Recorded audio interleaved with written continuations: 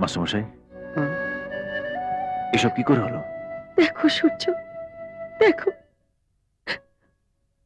আমার মেয়েটা কি অবস্থা করেছে দেখো। পুলিশে রিপোর্ট করেছেন? পুলিশে জানাবো? সূর্য, আমি সারা জীবন মাথা উঁচু করে দেখেছি। আমার মেয়ে দূষিত হয়েছে জানলে লোকের কাছে আমি কি করে মুখ দেখাবো? মেয়েটা আমার বাঁচুক, এটাই আমার যথেষ্ট। কাল রাত থেকে এই অবস্থায় মেয়েটা এখানে পড়ে রয়েছে, একটা ডাক্তার পর্যন্ত দেখতে আসেনি। আমার মেয়েটা মানুষ তো নাকি? ওই এমার্জেন্সি যা তো, যেই ডাক্তারকে সামনে পাবি ঘাড় ধরে নিয়ে আসবি। যা চল। এটা কারা করেছে? জানি না, কাল রাতে কলেজের ফাংশন দেখতে গিয়েছিল, বারণ করেছিলাম যেতে, কিন্তু আমাকে ধমকে চুপ করিয়ে দিল।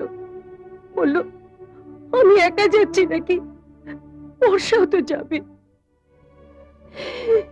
সর্বনাশটা তোর একারই হলো। বর্ষাকে? ওর সঙ্গে কলেজে পড়ে, দক্ষিণ পাড়ায় থাকে।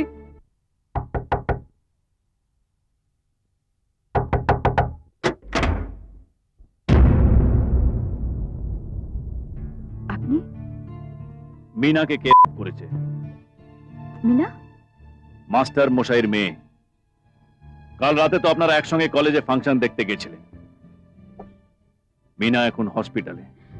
কাল রাতে ওকে কেউ করে বাড়ির সামনে ফেলে দিয়ে গেছে। আমি কিছু জানি না, কাল রাতেও আমার সঙ্গে ছিল না। মিথ্যা কথা বলবেন না। মিনা ওর মাকে বলেছে ও নাকি আপনার সঙ্গে ফাংশন দেখতে যাবে, আর তাছাড়া আপনিও আমাকে বলেছিলেন আপনি যে ফাংশন দেখে ফিরছেন। আমি কিছু জানি না, আপনি আমার কথা বিশ্বাস কাল করুন। আমি যদি আপনাকে না বাঁচাতাম, তাহলে আজ মিনা যেভাবে হসপিটালে পড়ে আছে সেইভাবে আপনি পড়ে থাকবেন। অন্তত সেই কৃতজ্ঞতা থেকে আপনি সত্যি কথা বলুন। আপনি সত্যি কথা বললে আপনার বন্ধুর উপরে যারা অত্যাচার করেছে তারা শাস্তি পাবে। কি হলো বলুন, বলুন ওরা কারা? রঞ্জিত আর তার বন্ধুরা।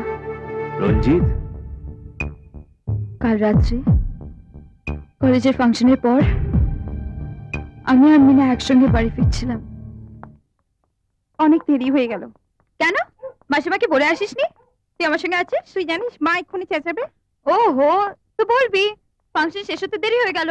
বছরে তো একদিনই, আনন্দ করবো না? কিছুতেই শুনবে না। রঞ্জিত সাহা, মন্ত্রী জয়চন্দ সাহার ছোট ভাই।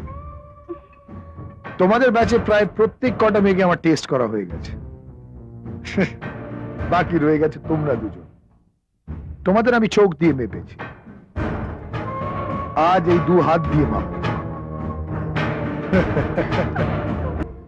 তারপর আমি আর কিচ্ছু জানি না। রঞ্জিত কে? জয়চাঁদ সাহার ভাই। হ্যাঁ?